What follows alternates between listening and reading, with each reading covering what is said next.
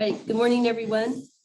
This time I'd like to open the public meeting for the Ethics Commission on April 19th at 9:30 a.m. At this time, I will do roll call. Chair Wallen here, Vice Chair Dufferin, Here. Commissioner Oscarson, Here. Commissioner Yin here, Commissioner Towler, Here. and Commissioner Greenwell here. And Commissioner Sheets, please mark him absent. Commissioner Lowry, please mark her as excused, okay? Staff, we have Executive Director Armstrong. Here. Associate Counsel Bassett. Here. Executive Assistant Pedroza. Here. And we have our investigator Terry. Here. And then we have our Deputy Attorney General, Lena St. Jules. Here. All right, this time, please stand for the Pledge of Allegiance. I pledge allegiance to the flag of the United States of America and to the republic for which it stands, one nation, under God, indivisible, with liberty and justice for all. All right, item 2, public comment. Executive Director Armstrong, have we received any public comment? We have not received public comment by email or letter prior to the meeting today. And I will defer to Executive Assistant Pedroza to see if there's anyone on the Zoom wishing to provide public comment. We do have members of the public on the Zoom meeting, and none of them have indicated they would like to make public comment at this time. Okay, thank you. Next item is item 3, recognition of our senior legal researcher, Darcy Hayden, for her years of dedicated and outstanding service to the commission. Any of those on camera? No, I come on camera. All right. I will start, okay, and make some comments about Darcy. Oh, it's nice to see you, Yvonne. Great. Thank you. Darcy, we're going to miss her. Even though most of us on the commission didn't work directly with you, but we all know that behind the scenes, you are doing a lot of work keeping the commission going, a lot of the administrative work and the research. And you contributed to everything from advisory opinions to complaints. And as the liaison between the commission counsel and associate counsel when the cases were going to a hearing. And I want to thank you very much for all of your years of service to Nevada. I want to wish the best of luck to you as you start to write the new chapter, or maybe even a novel of your next phase of your life.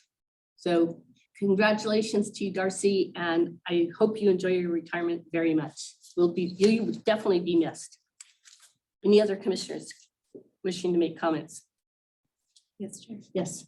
Yes, Commissioner- Darcy, I would like to just echo the chair's comments because you did work behind the scenes, but it's the people who work behind the scenes that I think you don't get as much recognition, but you deserve the highest regard and recognition because you never asked for praise. You just continuously and consistently did great work. And so I appreciate your years of service and you will be missed. Thank you. Any commissioners? Commissioner Grunwald. I want to personally thank Darcy for all the times that she helped me get my new password because I couldn't do it myself. She saved me, Darcy. Thank you. Madam Chair. Yes, Commissioner Oscarson. Well, I'm the newest member of the commission, knowing the preparation that went into all the documentation we had and the work and the hard work that went on behind the scenes. Darcy, I know you're a big part of that. Appreciate all that sacrifice and time that you put in to do that. So thank you very much. Yeah, Thank you. it's been said, we're all gonna miss you. And we just hope the good work that you've done continues in your absence. And we hope that you enjoy, your time. And like the chair said, looking forward to any more books that you might write about your future endeavors. Thank you. Really appreciate it. Madam Chair. Yes, Vice Chair. Hi, Darcy. How are you? Good, thank you. As you know, I had the opportunity to stop in your office before you left, and we had a nice conversation about your retirement and some of your goals and things that you wanted to accomplish in your retirement. And I just also want to echo all the comments of the other commissioners and just really say thank you and enjoy your retirement.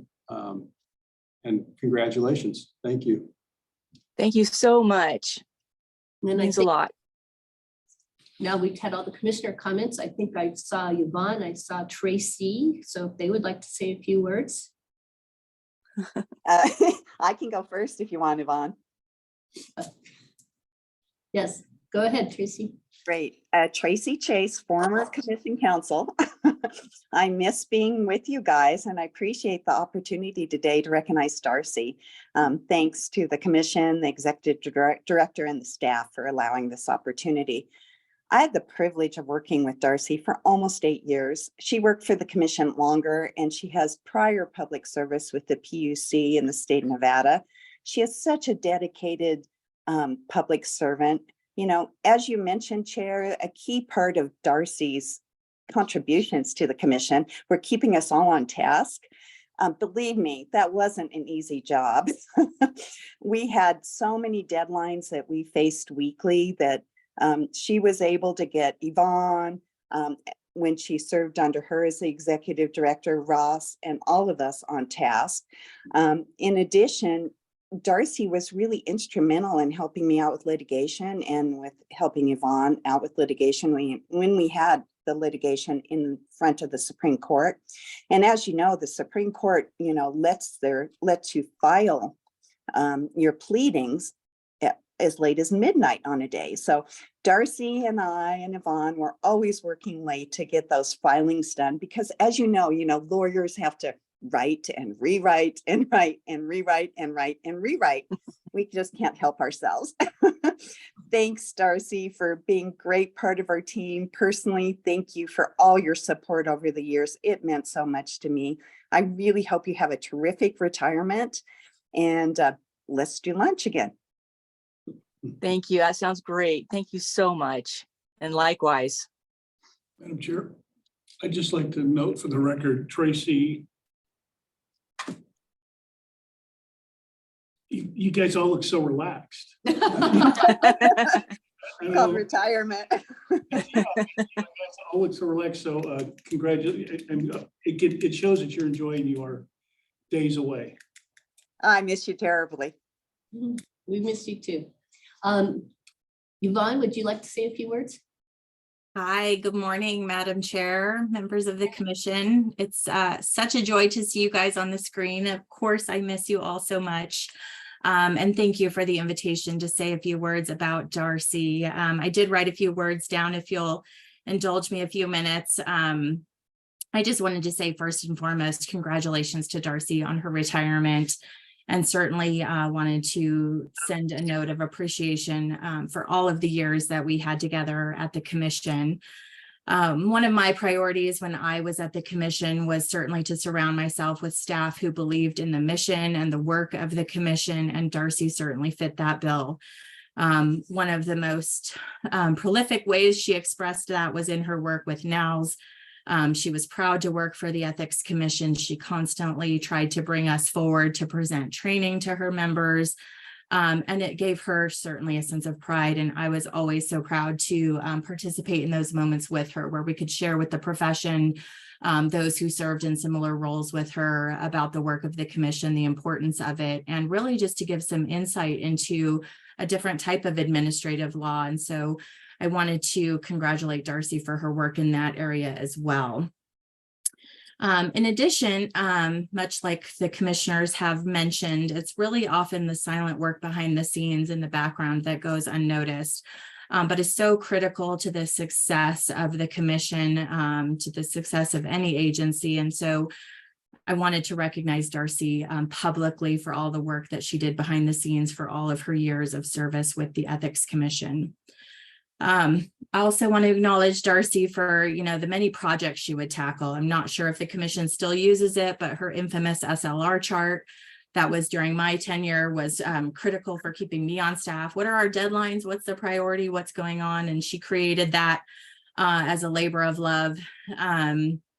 Darcy was one of the only ones, I hate to admit, while I was there, that embraced the case management system. She was fully in charge of making sure that the case management system was used to its full potential. And so I really appreciate that, because there was a lot of money and energy that went into that project at the time. And also, as Tracy, my colleague, mentioned, Darcy was responsible for the editing regime that we created. And I'm just so appreciative that she was able to keep her eye rolling behind the scenes. I can't imagine what she went through trying to edit the same document 18 times, but she did it with professionalism and care. And more importantly, wasn't afraid to, substantively review it and make sure that the edits we were making made sense. And so it wasn't just a function of incorporating edits. It was thoughtful review and feedback to those documents that she was doing. So I also wanted to recognize Darcy for the fact that she would embrace our modernization efforts.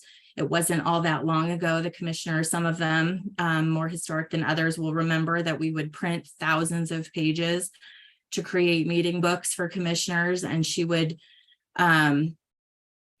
do that. But I think that Darcy was the first to say maybe the best project we ever did was getting our tablets and getting things modernized and put into electronic format. But with all that said, Madam Chair, members of the commission, I just want to say it's with such a sense of pride that I recognize Darcy. I hope that she embraces her retirement with a sense of terrific accomplishment that she contributed to the commission, to the work of the commission. On a personal note, it was even more of a joy to call Darcy a friend. I recall, Darcy will find this funny maybe, learning about, the difference in color wheels and personalities. And I realized at one point that Darcy's favorite color was orange, which for those of you who don't follow or track that issue, when your favorite color is orange, it typically means that you're a person of creativity and light and energy. And I think those of you who know Darcy can appreciate that that's true about her and her personality. And I just wanted to say that I appreciate Darcy, knowing that about you. It helped me learn where I could connect with you and how we could utilize that energy and that creativity in a way that was so beneficial for the commission. So though my schedule has pulled me away from the commission, I miss you guys all so much. I just really hope that Darcy knows how much I care about her, appreciate all the work that she did when I was with the commission. And so congratulations to you, Darcy. Thank you for everything that you contributed. I'm sure your current colleagues will miss you, but I certainly miss you. And thank you, Madam Chair, for the opportunity to say a few words about Darcy Hayden. Thank you Thank very you, much. Yvonne. I know it means a lot to Darcy, and we really appreciate your remarks. I mean, you're very sincere, and you knew her better than a lot of us because you worked right with her. So thank you so much. You bet. Appreciate it. Yeah, thank you. Would members of staff like to say a few words? Yeah, this is Executive Director Armstrong. For the record, I will echo what my predecessor and former colleagues said about Darcy. Darcy held this terrific role, especially as a new Executive Director, for her ability to have historical knowledge, right? You'd like get a new case and go, oh, this is an interesting case. And Darcy would be like, no, that's just like this executive assistant in GABS from 7 years ago. Here's the case, like just do the same thing. But also very, very willing to propose ideas on how to change, her parts of the process to make them better. And so that has not changed over the years. As we grappled with the departure of Darcy, where we had to put some checklists together of her tasks, and it was just incredible to see the number of things to keep those trains running on time. For us, that's a key thing to get all the cases to you, to hit our statutory timeframes. And there's a lot of internal deadlines that we have to hit in order to hit our final deadlines for you. And she was critical in keeping all the trains running on time in that way. We're excited to see what she does next. We present her with a pen. So she is an author inscribed with her pen name, so that she'll remember us as she goes and does some amazing new things. But I was incredibly proud to work with Darcy, and I will miss her tremendously. on just on the other side of the office wall. So Yeah, I have to echo what Ross has to say. I'll definitely miss your energy. Darcy, it was a lot of fun to work with you and you brought a great energy to the office. It was really fun to have you there and you did a tremendous amount of work in the office and there's so many things you did before work ever came to me and I don't think we ever truly recognized how much that was until you were leaving and there was so much behind the scenes that we never saw and we will definitely miss both your energy and just the amount of work and just historical knowledge you had. But I'm really glad for you. You get to do a lot of all your passions and the many creative endeavors you have. Thank you. Executive Assistant. Absolutely. Thank you for the opportunity. It's an honor to put this on the record. Darcy, I expressed to you how I felt about you before you left, and I just so appreciate all of your assistance over the years that we got to work together and how much you contributed as my counterpart in the administrative team. We had some really good times, and although I truly miss you, just so, excited to see what you're going to do in the future and, stay in touch. Don't be a stranger. Thank you so much, you guys. I Investigator. miss you guys already. Right. We do miss you. And Darcy, do you want to say a few words or? Sure. Boy, I have a lot to say after all that. That's just, I'm so grateful for all these relationships that I've been privileged to have over the years. It was truly an honor to work for the Ethics Commission, and it was an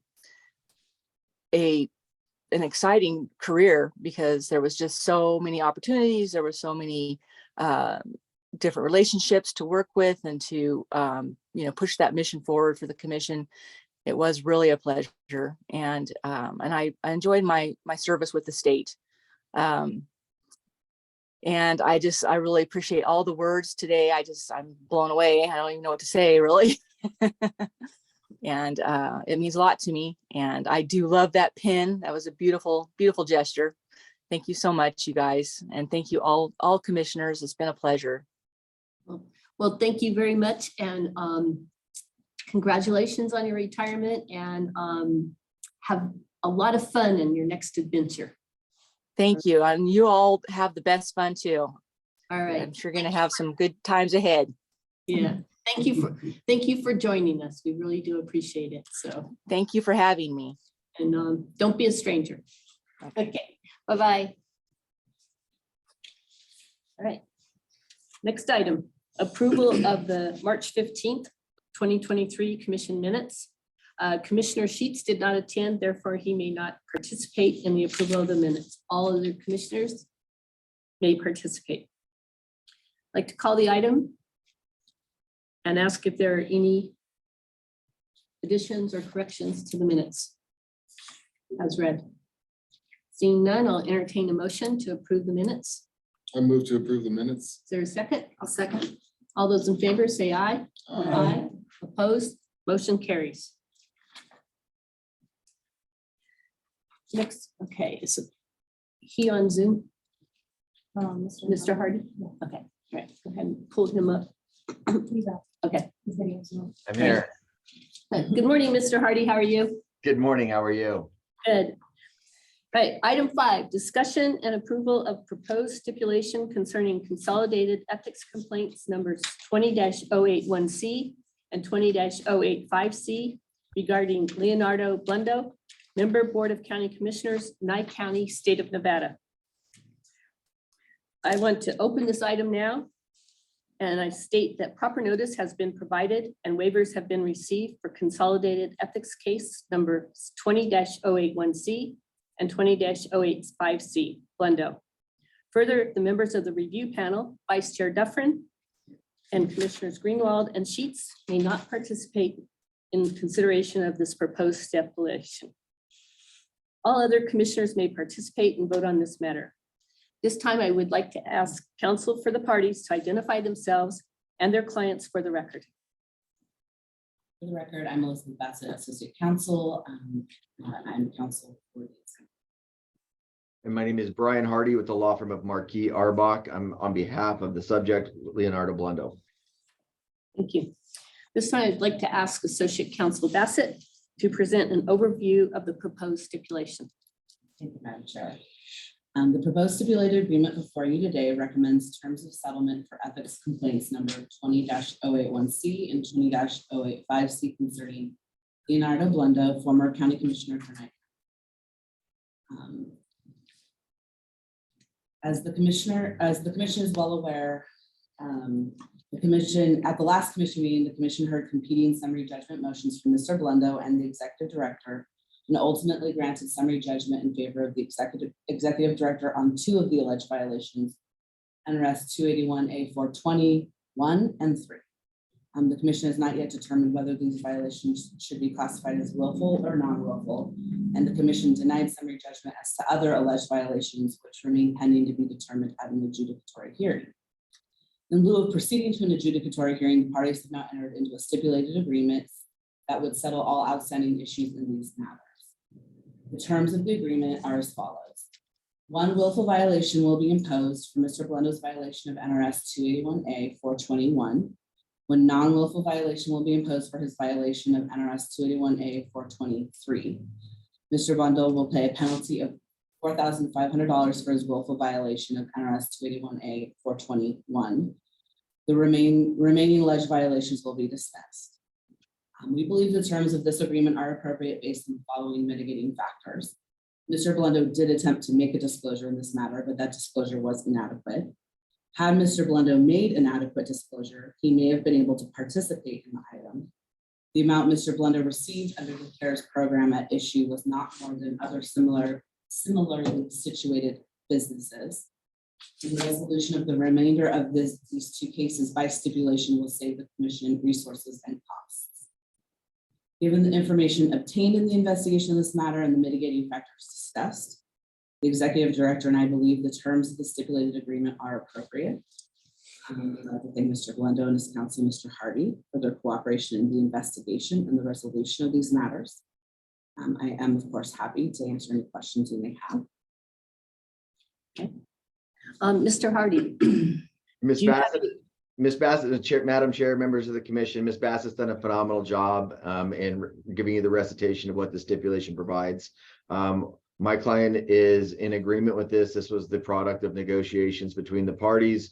I don't think that that it would have been possible without the diligent work of your staff, as well as many of the issues that were able to be vetted out at the hearing that we were able to have before this body. And so we truly appreciate those efforts and the efforts of the commission and all of these things, and would hope that you would approve of the stipulation as proposed.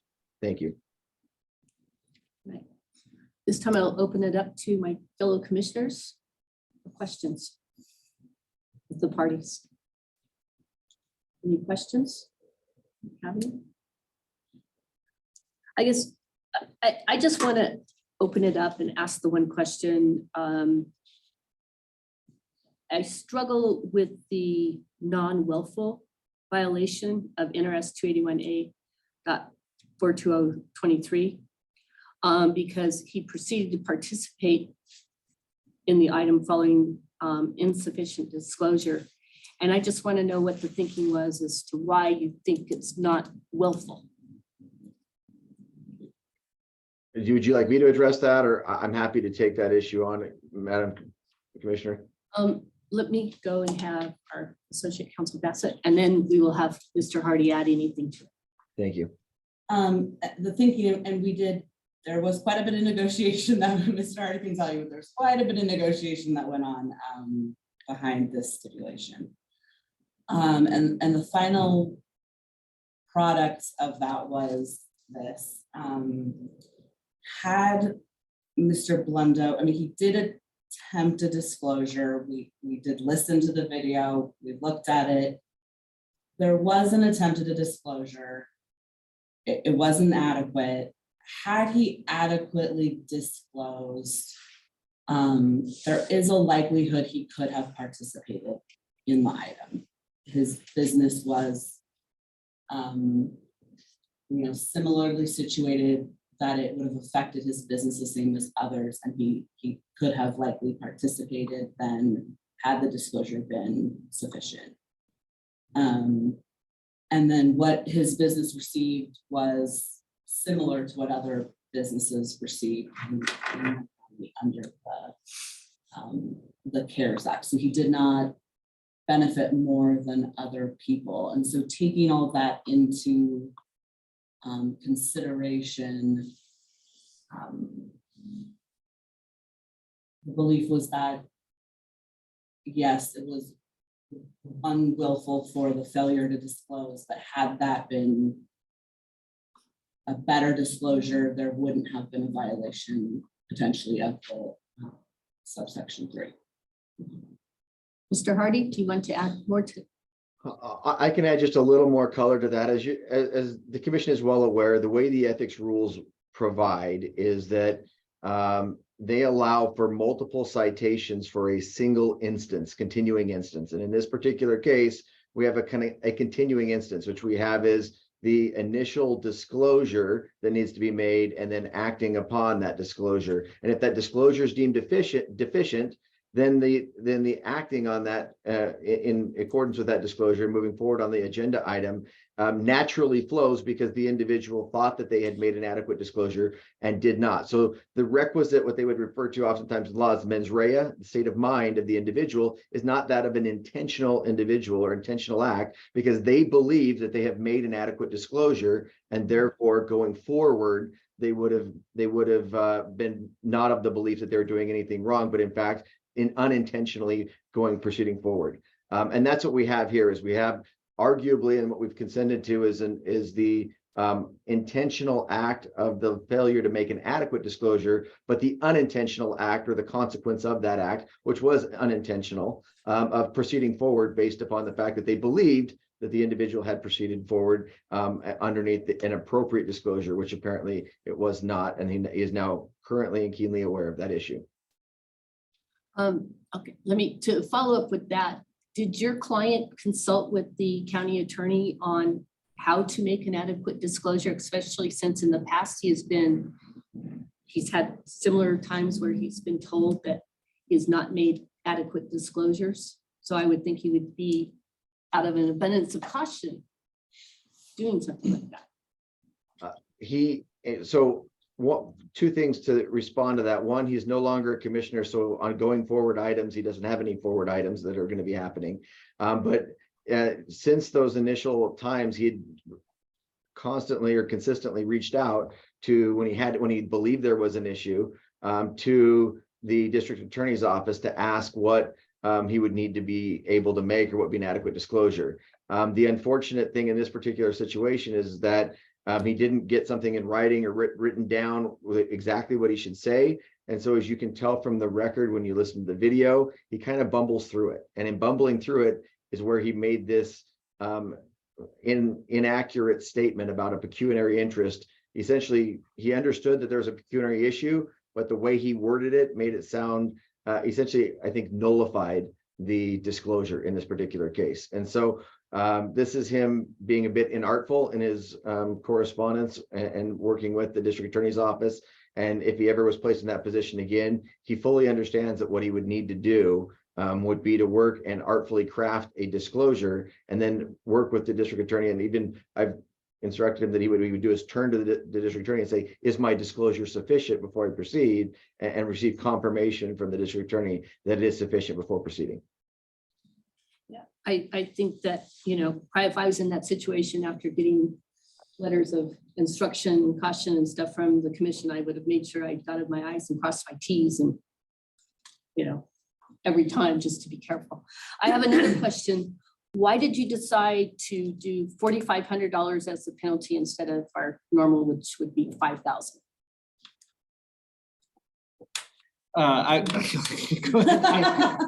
So the ethics law permits a penalty up to $5,000 for your first willful, and which this is Mr. Blundo's first willful. And in the course of negotiations, we landed on the $4,500 as opposed to the 5,000. So we wouldn't have been able to go over 5,000 with the single willful. But we thought that the 4,500 was an appropriate agreed upon amount as the penalty in this matter. Fellow commissioners, any other questions? No? Right, and everyone's okay with the 4,500 penalty? Okay, then I'll entertain. Madam Chair, Yes, Commissioner Oscarson. I struggle with this. I just struggle with it. I struggle with the, and I've read over and over and over and over again that I have to make a disclosure. You know, I hold an I-County privileged liquor license. I'm utilizing the program that we're setting policy. I don't have a direct pecuniary interest in this policy, when in fact there was a direct pecuniary interest in the policy. There's no question about that. It's not gray or black, it's black or white. There was a direct pecuniary interest in the policy. I mean, I don't know how else to word it than that. So I struggle with the willful versus non-willful violation. And I, at this point in time, don't believe I can support this. Yeah, I'll follow up with the pecuniary too. That's an issue I struggle with because he was voting to give himself more money. Granted, the other businesses that had gotten those grants were getting more money, but it wasn't like every single business in Nye County was getting an extra $35,000 in their pocket. And to me, it's like, if all of the businesses in Nye County were going to benefit, then okay, he's doing something for everybody. But these are the businesses that were fortunate enough to get the money. So he did have a pecuniary interest.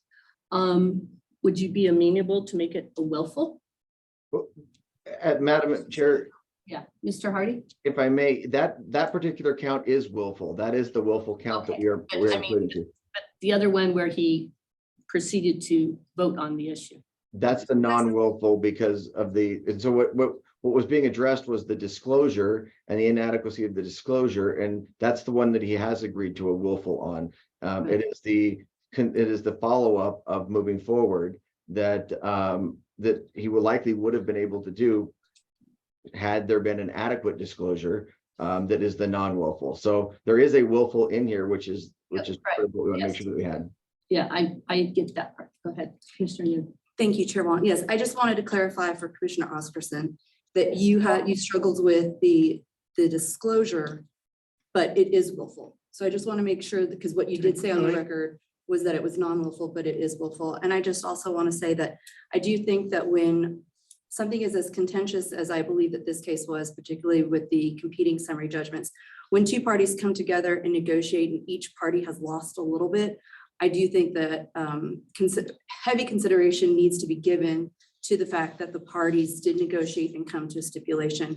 Whether or not we agree with all of the terms in it, if one side doesn't believe that they have the evidence at the adjudicatory hearing to succeed, and the other side also feels that way, then this might be the best recommendation. It is $4,500. It is a willful violation. No more commission time needs to be spent on it. Mr. Blendo is no longer a commissioner. He's not in public office or service anymore. So I would vote to approve the stipulation. Right, I'll entertain a motion. So I guess I'll make the motion Go since ahead. I approve it. Okay, so I would move to accept the terms of the stipulated agreement as presented by the parties to resolve case numbers 20-081C and 20-085C for Leonardo Blendo and direct Deputy Attorney General St. Jules to finalize the legal form of the stipulation and other matters relating thereto. I'll second that motion. Right, all those in favor say aye. Aye. Opposed? Nay. Right, motion carries. Thank you very much, Mr. Hardy, and for working with our commission staff and resolving this issue. Thank you for your constant and consistent professionalism and that of your staff. Thank you very much. Right, next item, item 6. Discussion regarding Senate Bill 431 and possible direction to the executive director on how to proceed with advocating for the commission's position on the bill. Executive Director Armstrong, please give us your presentation. Thank you, Madam Chair. We did try to have a legislative subcommittee meeting last week to handle it. We had some technical issues, so we moved this item on for the full committee's the full commission's consideration. It also was okay because it hadn't been set for a hearing yet, so there was not an urgent need, or it would be appropriate to handle today. As you know, we're in the middle of the legislative session. We are swiftly approaching the 2/3 mark. We have passed the first deadline for bills coming out of committee. A bill that has been proposed from the governor. The governor gets a certain number of big bills, is SB 431. And to the extent that if a bill comes up with concerning language, I typically just work directly with the sponsor, and we've had at least one where we're able to get an amendment, so and go forward. But since this is the governor's bill, I wanted to bring it forward before the commission with some concerns and thoughts and some guidance and direction for me on how to proceed. In your packet, there's a proposed letter in opposition to SB 431. SB 431 in general reorganizes the executive branch of government into having five secretaries over the various departments and divisions within the executive branch. And it would place the Commission on Ethics under one of those secretaries, specifically under I believe, the Department of Business and Industry. That secretary who would oversee the commission has administrative responsibilities over us, and in addition would be able to unilaterally enact administrative code, so change our administrative code, our procedures on how we handle our cases. And so that was concerning to me. Our independence has been an important part since we were established as a commission, because we have oversight over the entire executive branch and our state and locals. There's another part of the bill that places essentially all boards and commissions under an office of boards and commissions, and they set standards for investigation procedures and other matters relating to boards and commissions. Again, in that section of the bill, the Commission on Ethics is mentioned as going under that office, under the purview of that office. I don't have a good legal definition somewhere out there for purview in terms of what exactly that means. And so what I've done is I've drafted a proposed letter in opposition. It's a massive bill. I don't think we have any skin in the game on the other parts of the bill. It's just the parts that remove the independence of the Nevada Commission on Ethics. And so the letter in opposition talks about the importance of our independence and then makes some recommended changes to the bill that would push us, I believe, into a neutral position on the bill. I will let you know that because of the idea to have these five secretaries, there's an associated budget decision that would have to be made to fund those five positions. When this came up last week before the money committees, the Assembly voted to not provide the governor's office funding for those five positions. The Senate voted to provide money for 3 positions. And so I anticipate there will be a hearing on this bill, and there's obviously some different opinions among the 2 houses. I would foresee, if this letter is approved, to have it in our pocket in the event that the bill gets scheduled for a hearing to submit as written commentary, and I could also attend. But the recommended changes, I would transmit through our governor's liaison to them this week to let them know, we've reviewed this bill. The commission would like to see these changes in the bill going forward to see if we can't get those amendments in before the bill gets a hearing. So that's where we are on this SB 431. Again, the biggest red flag for me, and the reason I thought it was important to escalate it to the full commission is the elements that I read to remove the independence of the commission. All the commissioners' comments. Madam Chair. Yes, Vice Chair Jeffrey. Yeah, in reading through the materials, specifically the proposed letter in opposition, I fully support that. I'm opposed to losing our independence, and I feel like we would do that if this bill goes forward as it's currently written. I think the most important thing we have for this commission and is the oversight and being independent and not being influenced by anybody. We have 8 commissioners, 4 of them appointed by the governor, 4 appointed by the state legislature. I think the current structure works well. Nobody has ever come to me since I've been a commissioner and tried to influence my participation on this commission. I'm not saying that if we move forward on this bill that could happen, but it appears that there'll be another layer of oversight over this commission, and it would be such that we would not be as independent as we are now, and I'm very concerned about that. So those are my comments. Thank you, Madam Chair. Madam Chair, Yes, Commissioner Oscarson. thank you. Ross, which secretaries did they say which secretaries are going to approve to fund? No, in the money committees, I got the sense, I can't predict exactly, but what they approved an allocation of, so each of the secretaries was proposed at $200,000 annual salary. And so the Senate Finance Committee approved enough to fund 3, but it seemed like the amended motion was to provide the governor's office that funding with the flexibility to determine what their needs were to appoint positions. And so the Senate approved it, but the Assembly did not. Correct. And so it's now sitting in waste. Yeah. Because they have, for the finance committees, they do joint meetings.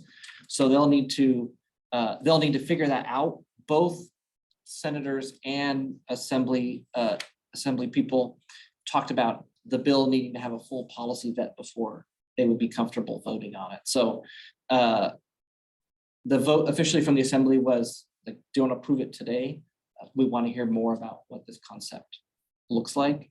I think there's general agreement. This is totally just my opinion. I think there's general agreement that the governor's office is under-resourced, that there's a very small staff there doing a lot of things. I know, in my time in other departments, like we would send them staff that they would be able to use, but they were from different departments and divisions because they just didn't have the staff to get the work done. So I think there's a recognition that the governor's office is under-resourced. There's just going to be a debate about what that should look like.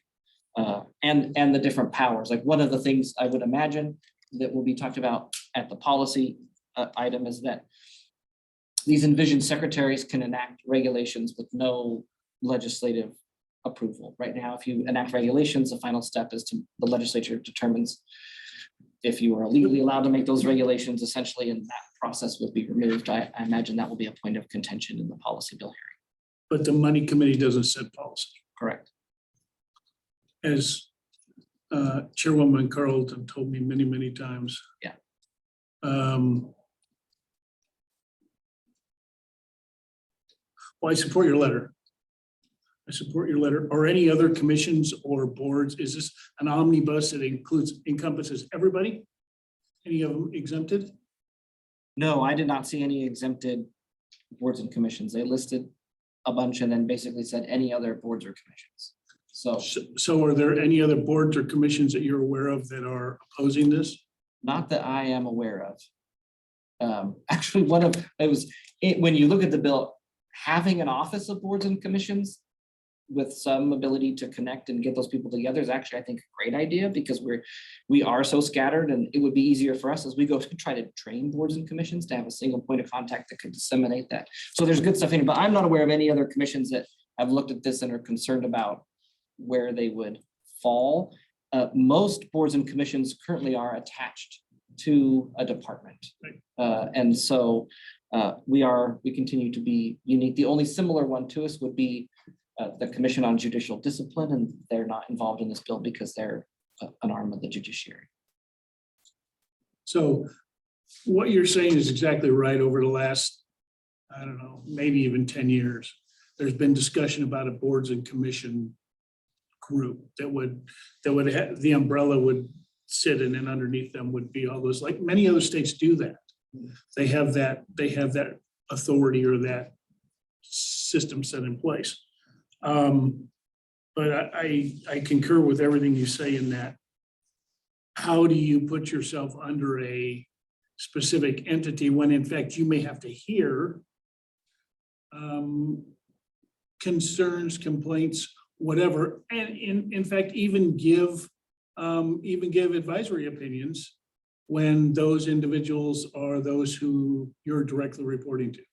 Yeah, that's a great point too. And something I should mention is, as you said, there's like money process and there's the policy process. And so we were asked to develop a fiscal note for this bill.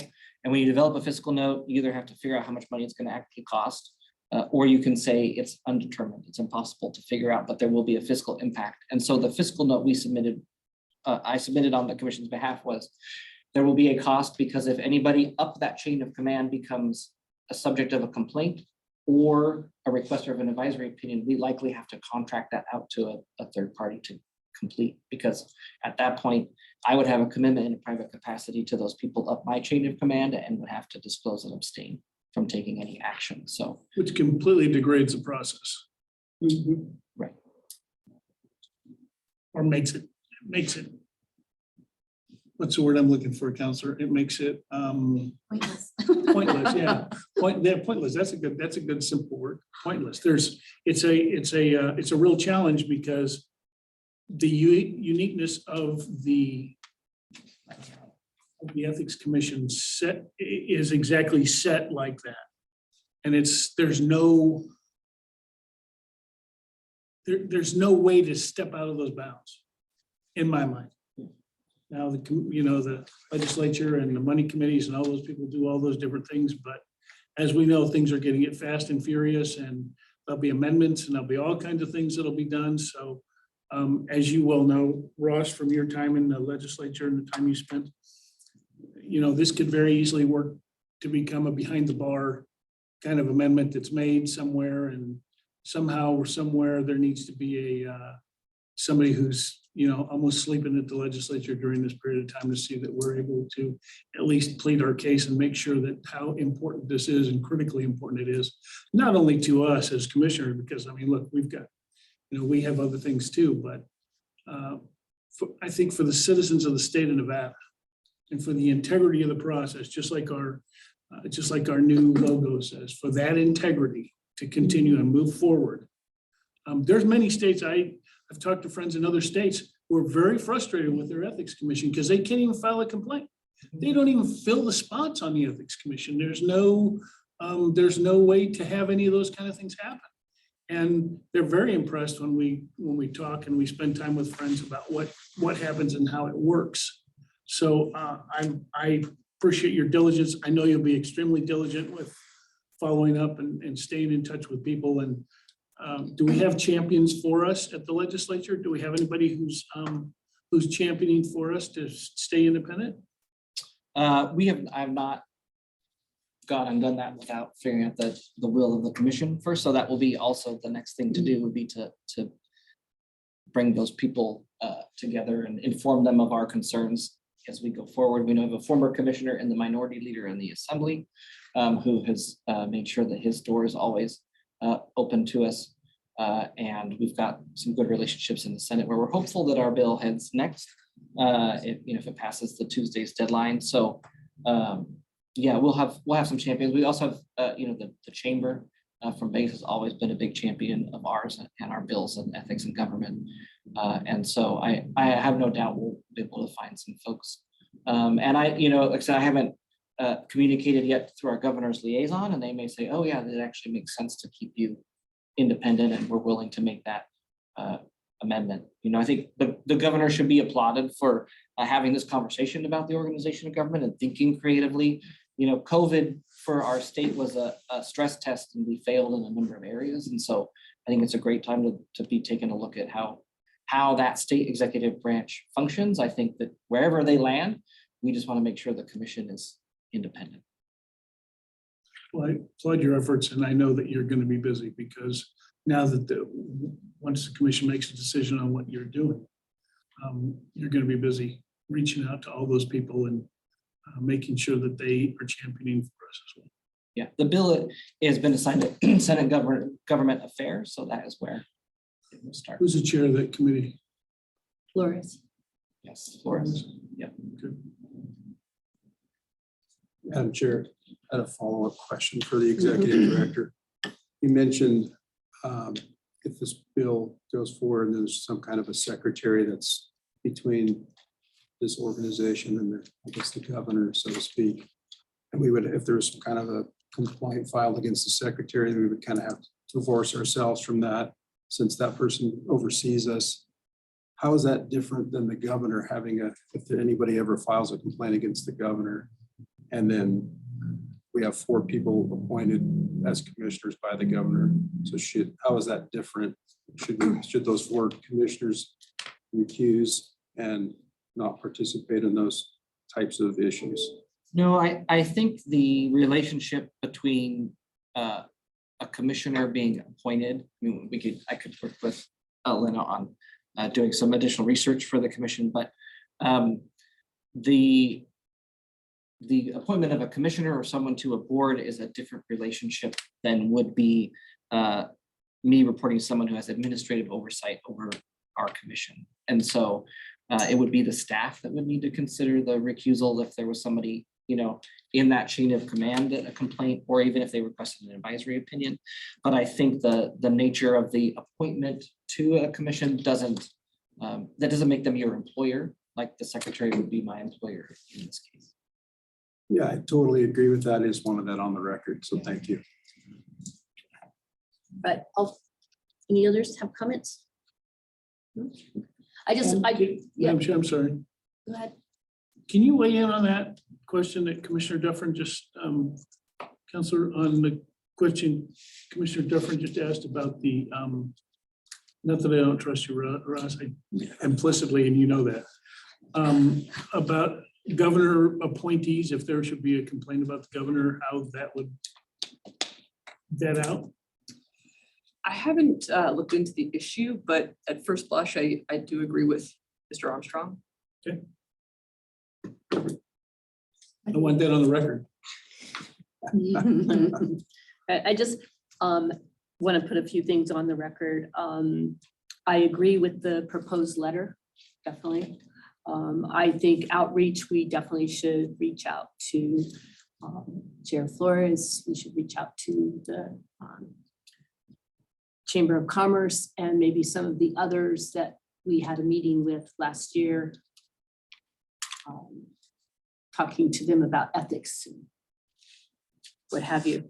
I just want to go on the record and say that the Nevada Commission on Ethics must remain independent in appearance and operation, being under a board and a commission department under a business industry, and then a cabinet secretary takes that independence away.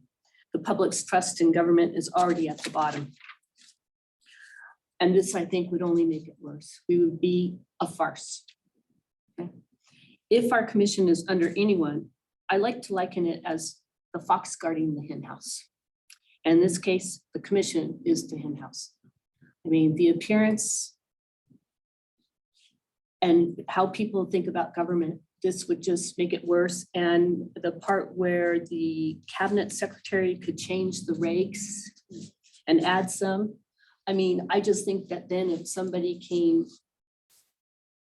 up, you know, had a complaint filed against them and they were buddies of the cabinet secretary or this agency, they could just go in and kind of change the regs or add some to kind of make the problem go away. So I just want to be on the record that this is not a good idea. I think that Nevada should be proud of their ethics commission because we do operate very independently.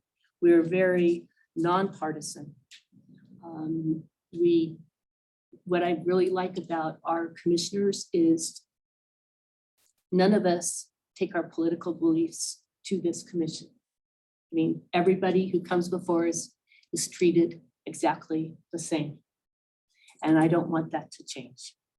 So I want to commend you, Executive Director Armstrong, for bringing this forward to us. And I know that you will be sleeping at the legislature to make sure that nothing happens. And thank you for being on top of all these things. So with that, I will, if there's no more discussion, I'll entertain a motion. I'll make the motion to support the letter that our executive director has written and any outreach efforts that he can establish, starting with the governor's office to see what their thoughts are, which may negate some of those other needs, but still reach out to those folks to make sure that they're on board as well. As you know, those are the most important things to the resources that you have available to speak with people. So I make that motion, and within the motion also echo your sentiments. It's a great effort that Mr. Armstrong has undertaken. All right, is there a second? Madam Chair, I'd love to second that. All right, all those in favor say aye. Aye. Aye. Opposed, motion carried. Okay, moving on, item 7. Consideration and approval of the use of information services and equipment policy as presented by the executive director. Executive Director Armstrong, please make your presentation. Thank you, Madam Chair. And I'll just preface related to 7 and 8.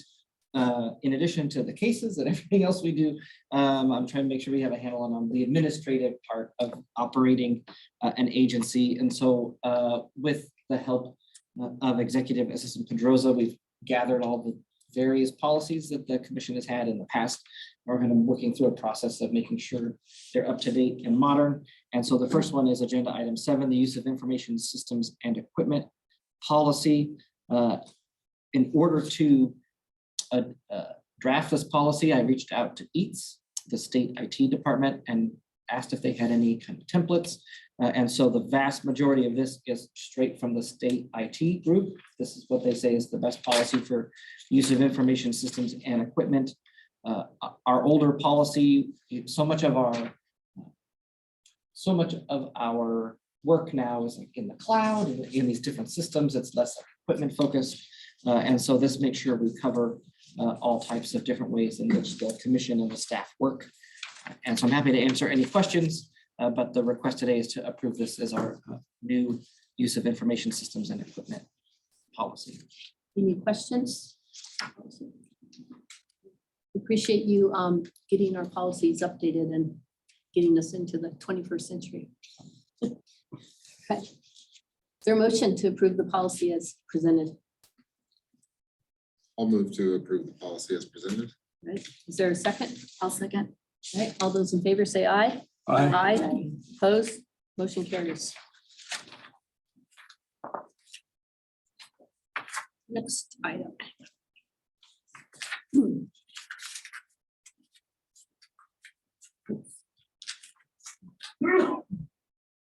Let's see.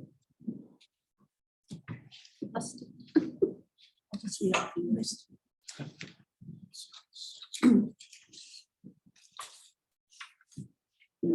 I got it now. Here we go. Oh, what'd you do? Print it off? I have it here. I got Okay. it printed right here. Oh, no, I know what it Here, is. I'm go. printing it. Okay, so I have it. That's what you want. Yeah, that's what I want. Right. Next item is item 8, consideration and approval of the commissioner salary policy as presented by the executive director. Are there, we should do it now.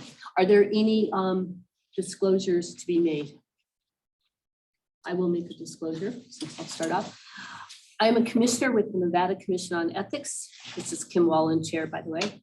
Pursuant to NRS 281A.139, I have a pecuniary interest in the proposed Nevada Commission on Ethics Commissioner salary policy, as I have a beneficial interest in any payments that are authorized pursuant to NRS 281A.210(2) and 3.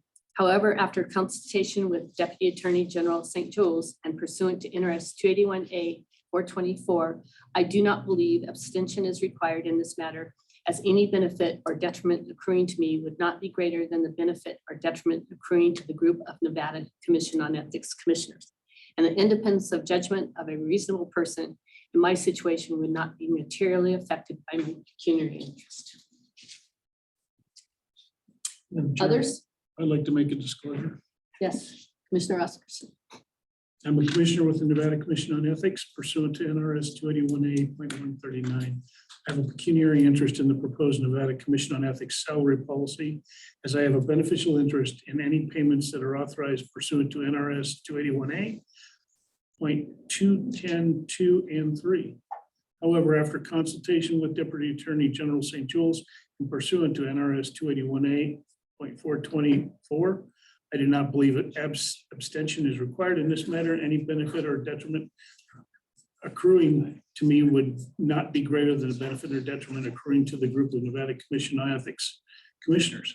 And the independence of judgment of a reasonable person in my situation would not be materially affected by my pecuniary interest. Any other disclosures? Yes, Madam Madam. Commissioner Grunwald, I have the same abstention and disclosure as, You have to read it. I have You to have to read it. read it. You have to read it. Okay. I'm a commissioner with the Nevada Commission on Ethics pursuant to NRS 281A 139. I have a pecuniary interest in the proposed Nevada Commission on Ethics Commissioner salary policy, as I have a beneficial interest in any payments that are authorized pursuant to NRS 281A 210, 2 and 3.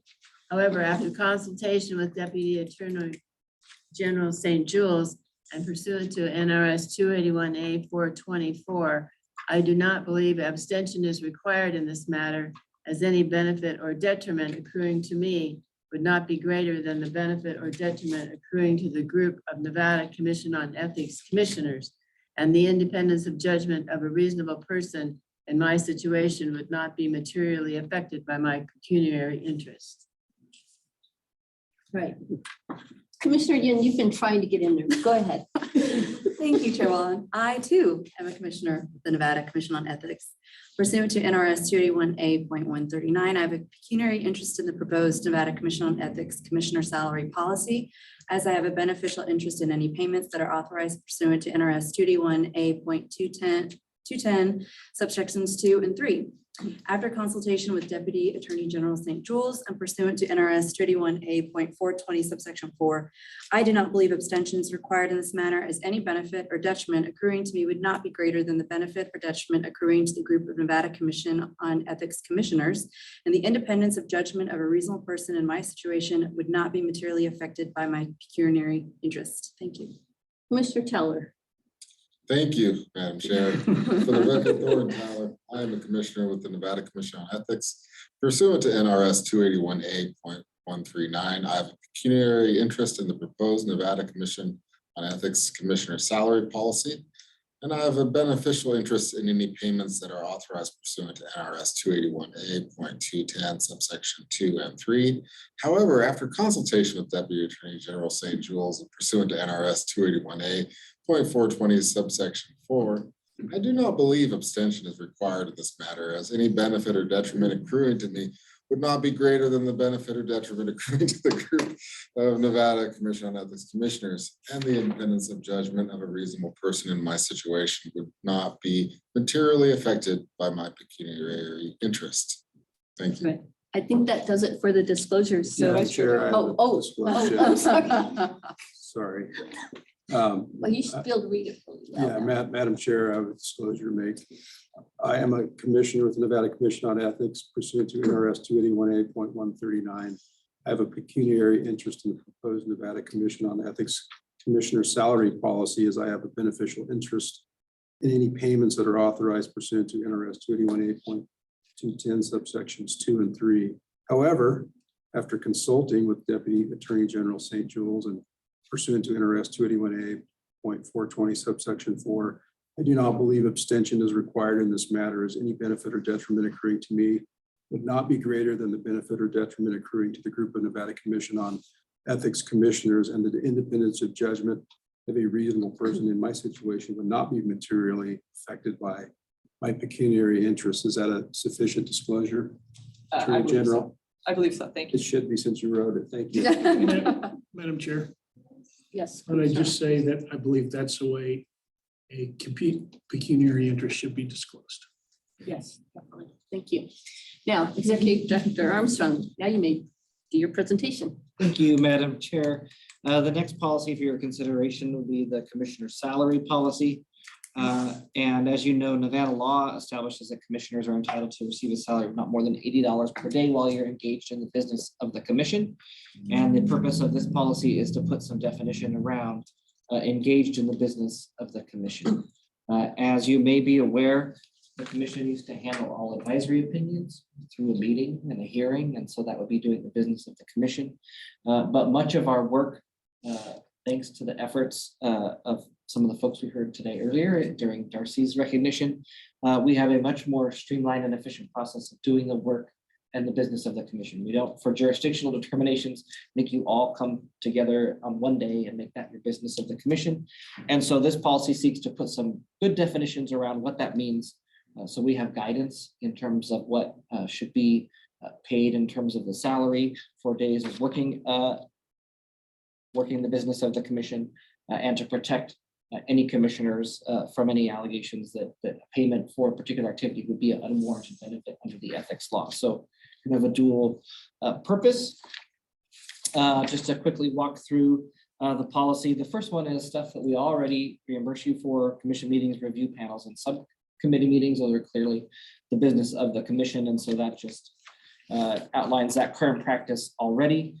In addition, and I want to thank Ms. St. Jules for looking to see other agencies. I think it was the Department of Wildlife Commission also has a similar policy. And so I stole some of these from them that says that these other particular activities would constitute conducting the business of the commission, which includes legislative hearing, testimony, or attendance, conference attendance, other meetings, my evaluations, my annual evaluation, the annual evaluation of commission council. And then we haven't had any recently, but we've had some settlement conferences after a panel that have been very successful. And so that would constitute work of the commission. So that's subsection 2, kind of those other obvious, like I actually have to be somewhere or do something. And then 3 establishes a framework for making sure that your work on jurisdictional determinations and advisory opinions is appropriately counted as doing the business of the commission. And so it, in chunks of 7, constitutes a day. So we would keep track of those opinions and jurisdictional determinations you participate in, and then would consider, 1 to 7 cases being engaged in one business day, and so on and so forth to up to 30, which would be crazy, but possible at some point. And so those are 7, basically 7 case chunks to constitute a day engaged in the commission business. And then some provisions for allowing the executive director to adopt procedures to make sure that those are timely paid. So I'm happy to answer any questions about this salary policy. Any questions? Madam Chair. Yes. Ross, I applaud you for not reinventing the wheel. Going to some of these other folks and finding what they're already doing. One of my questions was, is this across the board, what boards and commissions are doing? You answered that. I think this is just good policy. It's just, it builds, it goes to the integrity, it goes to a clear definition of what is and what isn't. So thank you for that. And Madam, at any time you're ready for a motion, I'll be happy to make it. Let me see if any other. Madam Chair, I Yes. had a couple comments and questions. First of all, thank you, Ross, for listening to the chair and my concerns. We've met a while ago on this topic, quite a while ago, I think, but and you did a good job putting this together. I think in the past, from my experience being on the commission since 2016, the commission has actually gotten more and more involved from my perspective, spending more and more time. Examples being subcommittees. The review panels are important to this commission. So I heard a comment recently that this is a good commission because we care. That was a nice comment I heard last night, actually. I won't name the person, but they know who she is. And then, and it's true, we do care about this commission, and we do, I think the commissioners spend a lot of time. And I think this is just a good way to recognize the work that they do. It's, in my mind, it's kind of an immaterial amount. I'm not doing this for the money. I don't think most of us are. But my question is there, and you already answered this off the record, but we do have money. This isn't going to impact our budget, correct? So the in our budget, they do projections for number of commission meetings and such. And so these particular activities in 3 are not currently in those projections. And so we would monitor the actual amount of that. In my opinion, we allow for budget adjustments when the work of an agency is adjusted. And so although I set it at 7 maybe instead of 3 or 5 out of those budgetary concerns and trying to figure out what could be possible, I think based on the amount that we revert, this would be a reasonable amount. If it's not, then we should put that into our budget for next time to get more funding to appropriately compensate the folks doing the work.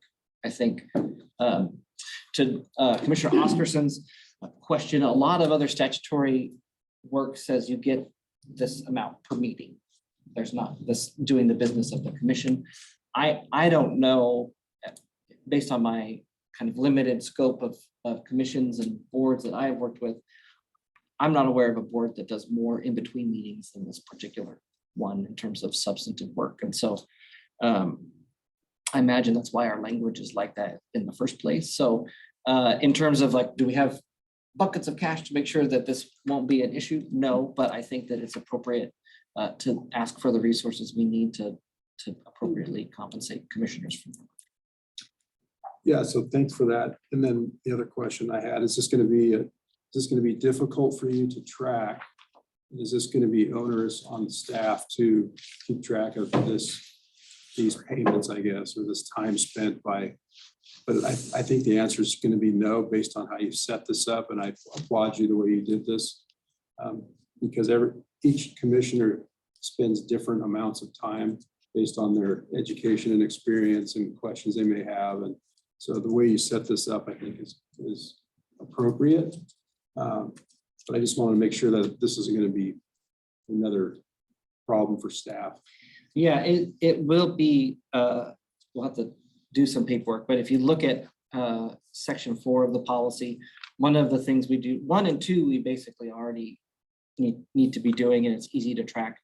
3 will be the one that takes more tracking. We already track who votes on matters. And so we have that information. It's just converting that into a payment. And under 4, what we do is any non-meeting reimbursements are paid monthly.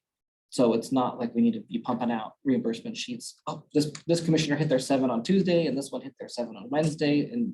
And that would create a lot of work, but having it lumped so it's a one-time monthly activity, I think will assist in making it so it's not too onerous. Great, those are my questions. And once again, for the record, thanks for presenting this in front of us, and I really appreciate it. So thank you.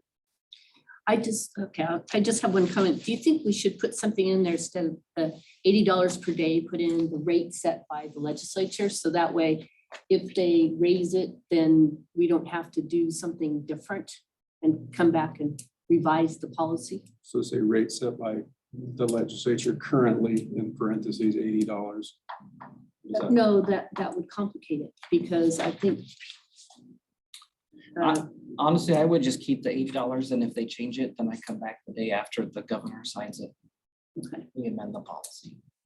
I don't know where that's going. I know that Commissioner O'Neill was trying to raise the rates of the boards and commissions. I don't know. Okay. All right. Those are quick, and I applaud you for putting this and laying it out so that way it's not like, well, under this executive director, this is what we did. This one, it's there and it makes sense. And our commission caseload and advisory opinions have increased dramatically. It's like, I think every week I have to do ethics homework. That's my Sunday afternoon, how fun is that? And I don't have a proposed effective date on this policy. I would recommend we start at the beginning of a month. So May 1st would be my recommended effective date. All right. So would someone like to make that motion with the effective date May 1st? Madam Chair, I have a couple questions. Oh, sorry. Yes. What about like travel, like yesterday for us that were in the north coming down to here? Would that be a day under this policy? I couldn't figure that out. Question. Because you get reimbursed for the travel, but does it count as an Yeah, we- $80? We don't, do we currently, No. we don't currently do it as a Just practice, physical meetings. but we could make that more clear in this policy. Just wasn't sure what everybody wanted to do, if that was the plan. Also, like the chair said, we've been getting more and more. It maxes out at 35, right? Advisory opinions under section 3. Is that just assuming we won't ever go above 35 because that's a high number? Yes, the first draft, I stopped at 28 and I thought, well, who knows? I went to 35, so that's, I mean, that would be huge. I think although we have had a substantial increase in cases, I would have to do the quick math to figure out like 35 cases a month would be, like, we're in between 100 and 200 of those combination cases per year. So the 35 would be an explosion. Yeah, that makes sense. All right, those were my questions. Thank you. A follow-up to Commissioner Taller's question regarding travel. Are we aware of any other similar commissions that get compensated for their travel? It's a great question. The day of their travel? Yes. Because I think most other statutory language says per meeting. I don't think that they do unless they have, for example, we've had in the past 2-day commission meetings, then those agencies would get for both days, but I'm not aware of another commission that has it for that, the day of the travel. I think it's just having a meeting or doing work. Even though traveling is a lot of work nowadays. And you're traveling for the commission. Yeah. But I would think so. Madam Chair, I think one of the challenges has always been that I'm aware of is when you have professional commissions and boards like this, you have attorneys or you have doctors or you have other folks who actually are taking days away from their job to participate in a travel day or a meeting day or those kind of things. Obviously, nobody on those commissions and boards, I don't think does it for the money because it's simply not there. It's almost, it's really a donation of your time to the people of the state of Nevada to make sure things happen. So I appreciate the comments of the vice chair. I just don't know how you get around the travel thing. I don't think you do. I think compensating for travel is what it is. And, if that's just the way it's been, $80 has been the compensation for as long as I can remember. Nobody's ever been willing to relook at that, and maybe they don't need to. But I'm appreciative of the work that went into this. Know that it's difficult. It's difficult to attract people that are willing to donate their time. And that's really what this is, a donation of your time. Yeah, we're not doing it for the pay. And some CPAs who donate their time too. And attorneys. I said attorneys already. Except for our counselor who's compensated somewhat. Those are the other counselors. Exactly. But thank you for doing that. So now we'll entertain a motion. That's my motion. Madam Chair, I would amend the motion to make it effective May 1st. Okay. That's okay, Commissioner. I think that's perfectly appropriate, Vice Chair Dufferin. Do you accept his amendment? I do accept his amendment with glee. All right. I would be happy to second that. All right. All those in If favor I'm then? allowed to amend and second. Yeah. Okay. All those in favor say it. Well, actually, he should have seconded the amended before, seconded the motion you before we amended You it. can't amend and then second your Yeah. amendment. That's why. So that's you why I need asked. to amend, didn't we? So I'll amend it to be effective May 1st and make the motion. okay, there, Perfect, thank you. perfect. And now we need a I'll second. second no, that. Yeah, because we can't amend a motion before it's been made. I'll we don't second have that and add a hallelujah. All right. All those in favor say aye. Aye. Opposed? Right, motion carries. Don't you miss, I could have messed it up too. Add that hallelujah. Nobody ever. yeah, don't you miss being with us in person This may be the last time. How she knows why she does it. Usually I could just mute, no, I'm kidding. All right, item 9. Executive Director's Agency Status and Operations Report. Executive Director Armstrong, please give us your presentation. Thank you, Madam Chair. Agenda item 9 is the Executive Director's report. We'll start with education and outreach. Our priority tasks is to get the online learning management system operational. So I was able to crank out a couple sessions this week. On those, we got our coaching phase. We have a good plan of what sessions we want to have, and now it's just a matter of building them.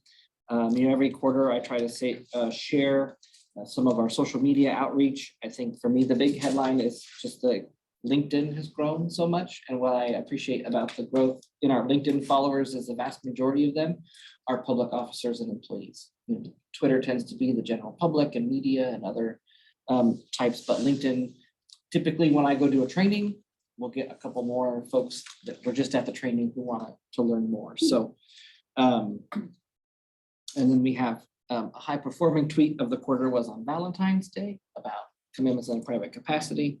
And then we were also mentioned in the Nevada Independence legislative newsletter, like it saw one of our tweets. So that's always good because you get people who wouldn't necessarily look at our stuff headed our way. So that's good on education and outreach. Our fiscal year train today is 1,370. So that is on a good track to beat the last fiscal year by quite a bit. It does, it has been a challenge to accept training invitations during the session and while we're down some staff, but we're trying to still help some folks out.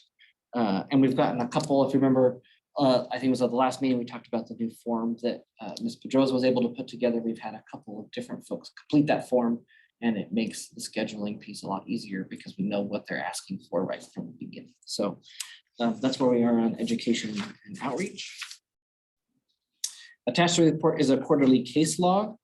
The last time we presented the case log, I asked if is there any way to make it more helpful? And so there was a request to see what it would look like if it was by status versus by year. And so both of those versions are attached. So I welcome any feedback about if there's a preferred one.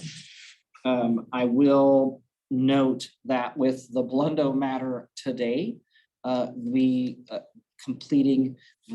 do not have any open, we have some cases in compliance phase where we watch and make sure they do stuff, but we have no open active cases prior to fiscal year 2022.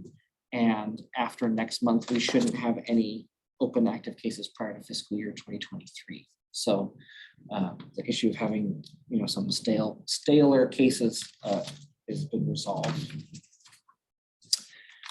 Are there any questions on education and outreach or the quarterly case log before I proceed?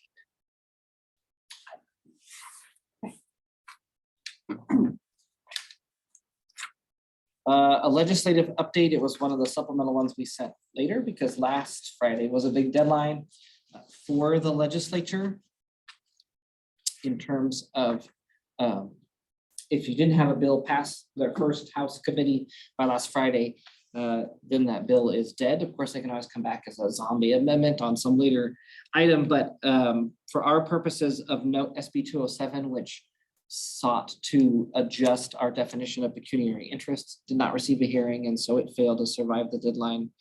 And there was an open meeting law item that talked about remote technology that also failed to survive the deadline. And on the second page of the legislative report, there was one more: longevity payments for staff failed to survive the deadline. The next big deadline is April 25th.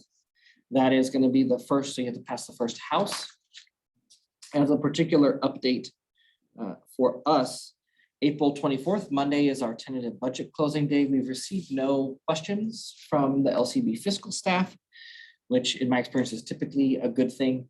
I know one of the items that the commission was focused on was enhancing the pay for commission staff, and there are various proposals out there to enhance state employee pay, including either bonuses and then different COLAs.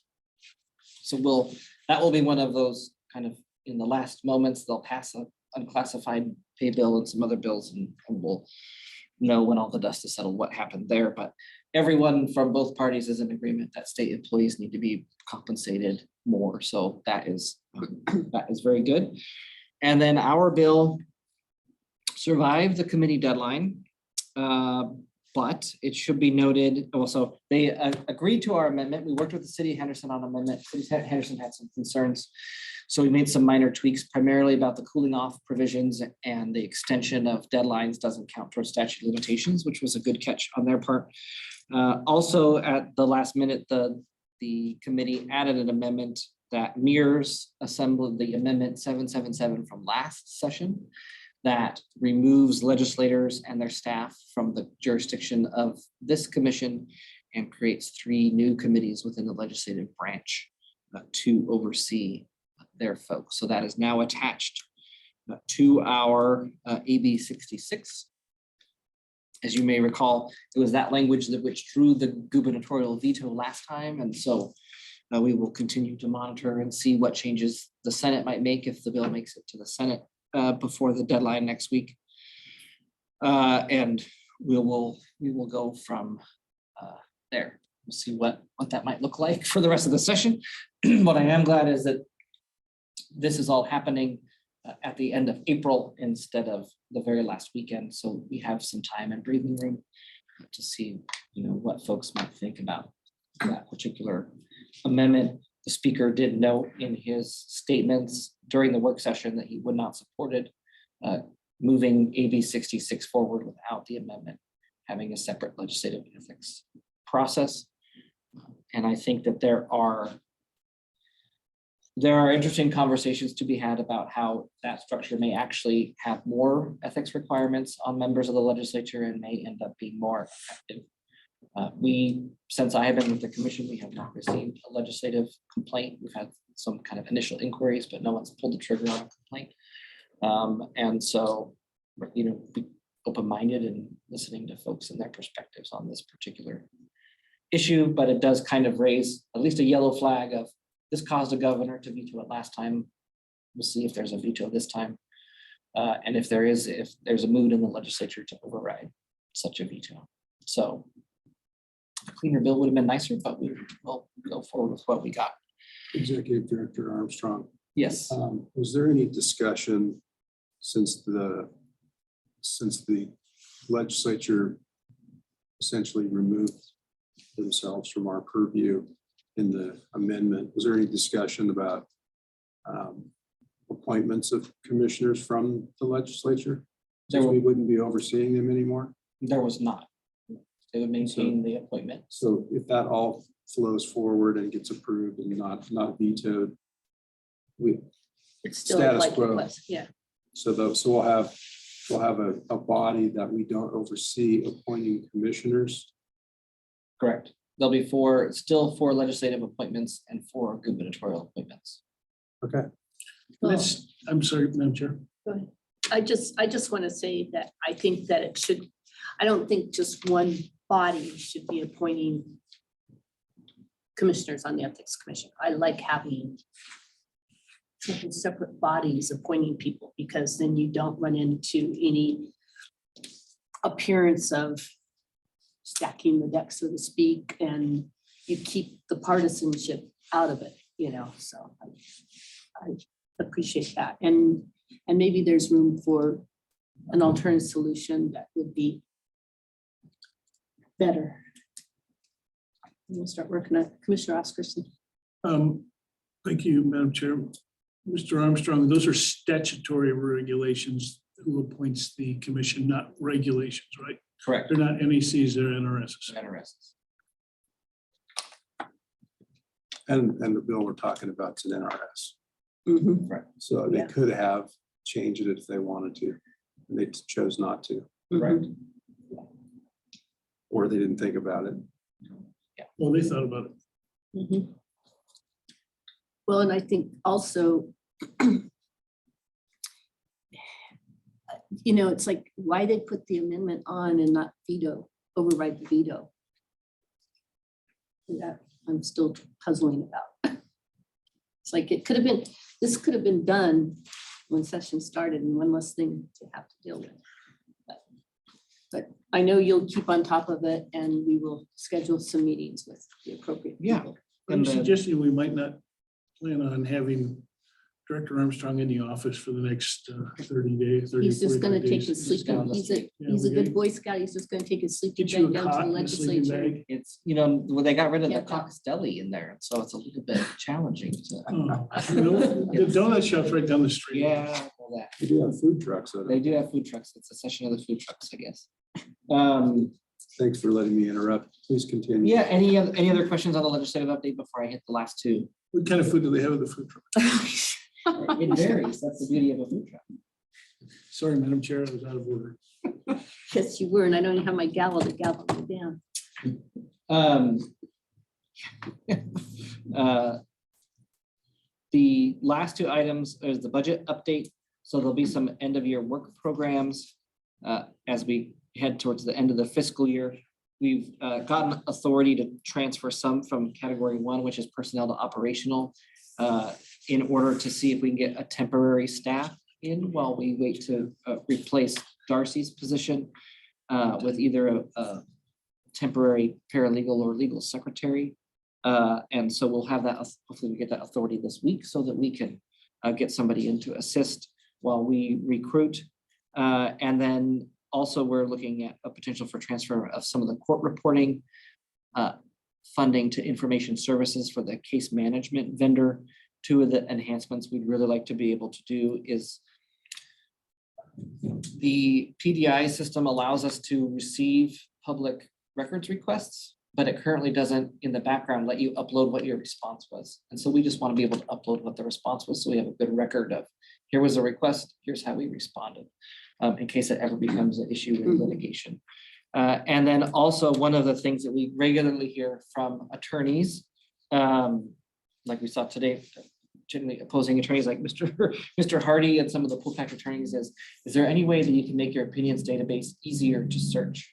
I agree. Because if you type in a certain, and so what we've asked for is a quote for us to be able to say, okay, this case is about cooling off and label it as cooling off. So someone can say, okay, I just want cooling off cases and I want to search these particular, retirement, or I want to, and so make it easier for folks to search our database. So I think we got an initial one that had some extra enhancements that I don't think we really need. And so I think it would be affordable and be able to do that, which would be great enhancements to our opinions database. And then like I said, our budget closing is anticipated for next Monday. And then finally, commission recruitment updates. We have interviews scheduled this afternoon. The personnel subcommittee will be meeting to interview candidates for our commission council position. We continue. One of the things that I was concerned about was in the instances when we have conflict counsel and the timing of hiring a new counsel would be having the financial resources to maintain the conflict counsel, but those are actually coming out of AG contingency funds, so we won't be charged for those conflict counsel costs, which is Well, till next year. good. And then the senior legal researcher position is posted and open. One of the reasons that I moved quickly on getting authority to have temp contract staff is we had like nobody apply for the first good chunk of days, which was concerning, but we've had now a uptick in folks applying. And so I'll be interviewing 2 candidates next Thursday for the position to see if one of them might be a right fit for us. So that is where we are on the recruitment process. And that concludes my executive director's report. I had a question, sorry. Back to your legislative update. I wanted to ask you about the governor signed a bill which gave some kind of bonuses to employees. Can you touch on that? And have you received those yet? I would have to double check on my needs to see if it has come through. Oh, Because they had Not envisioned it. sure all the commissioners are aware of what that is. And Yeah, maybe we so can just talk about it a little bit. there was a proposal to provide, and I think they landed on $250 bonuses. So there'll be two $250 bonuses coming to staff that are employed by a certain date. So it's basically a retention bonus. So those were employed by the state on a certain date in March will get the $250. And then if you're still employed by the state on, I think, June 1st, then in June, you'll get another $250. It's one of those proposals that was more heavily favored in the governor's proposed budget, and the legislature. We're trying to figure out how to do the compensation.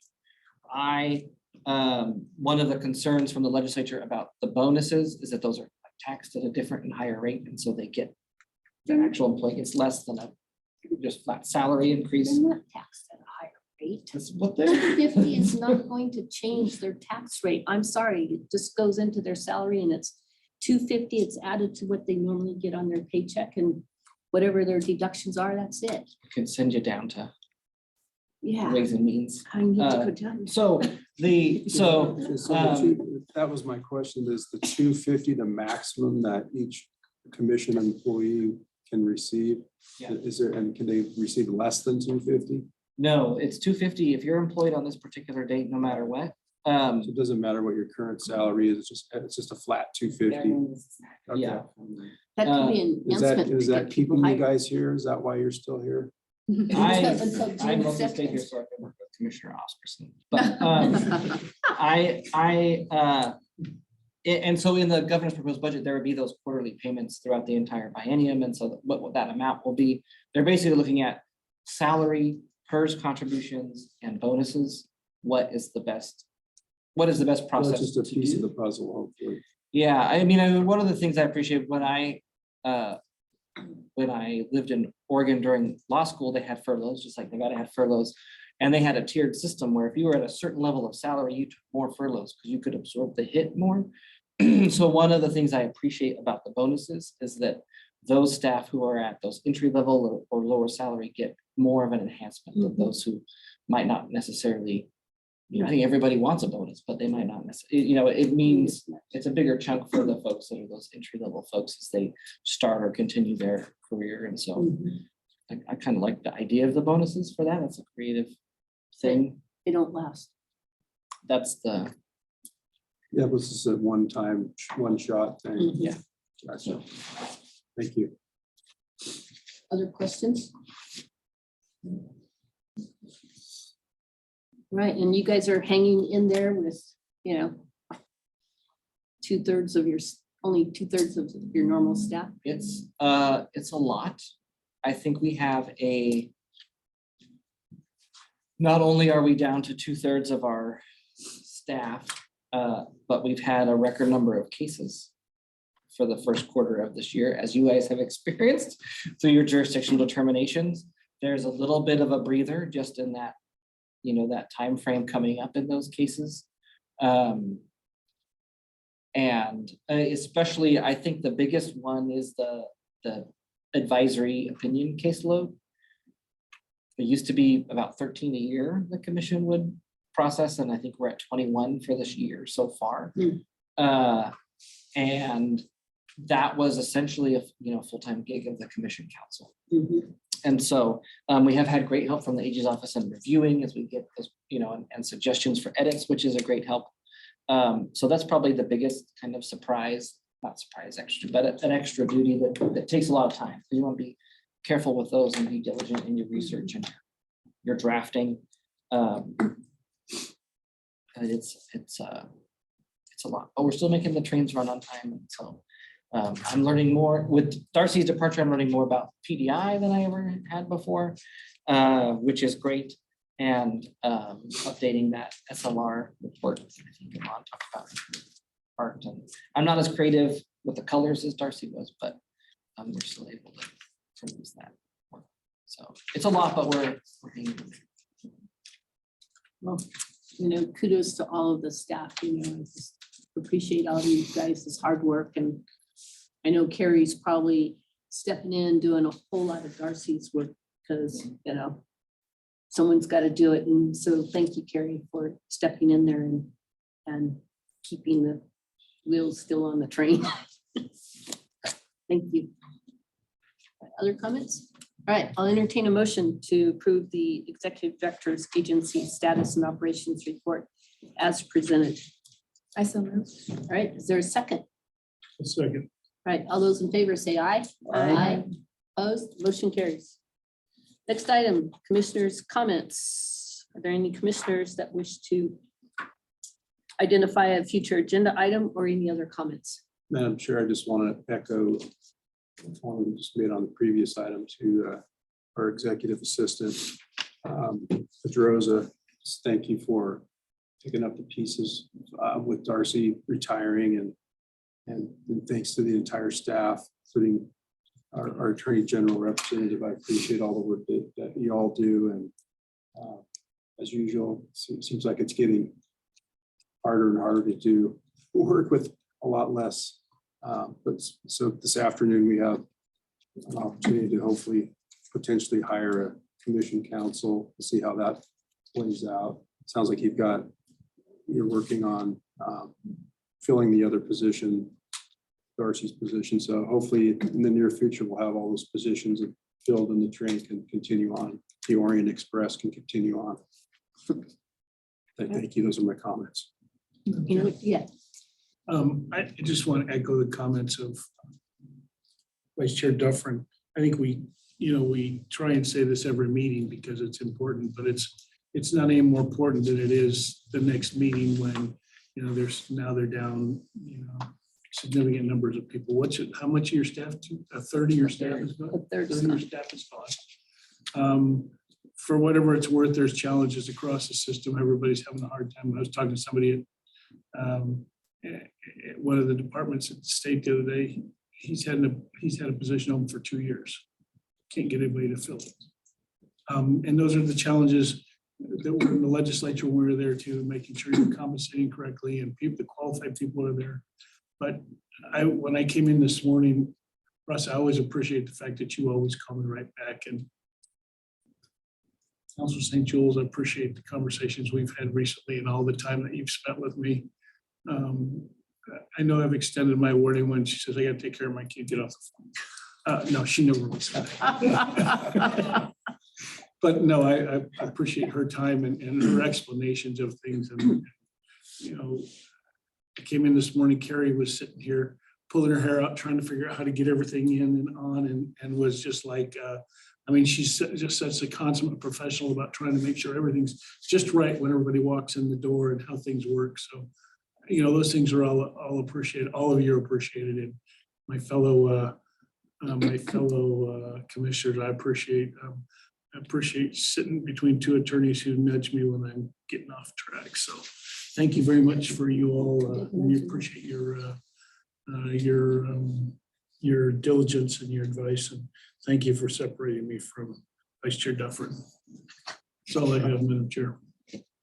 Commissioner Yun. Yes, I wholeheartedly agree. And then I also just wanted to say that every time we've had another attorney come in and speak about their experience with the commission, I just want to say how grateful I am to Associate Counsel Bassett and Executive Director Armstrong for the fact that you guys are representing the commission so professionally, because every single time these attorneys, and I've worked personally with some of these attorneys and they can be very hard to work with, they have always commented about how professional you guys are and what great work you're doing. So I just wanted to acknowledge that. All right. Well, not seeing any other comments, I will go ahead and entertain a motion to adjourn. Oh, public comment. All right. We have some. All right. Executive Director Armstrong, do we have any members of the public present or online, or have we received any emails since our meeting started? We have not received any emails. I just double checked since the meeting started with public comment.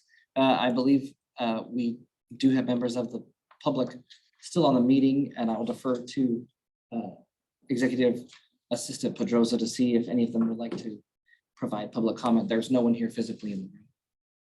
We do currently have members of the public in attendance on Zoom, none of whom would like to make public comment at this time. All right.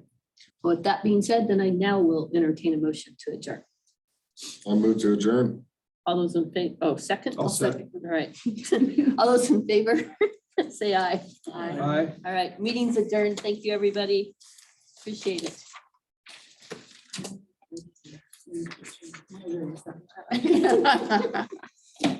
I don't know, sometimes I do that.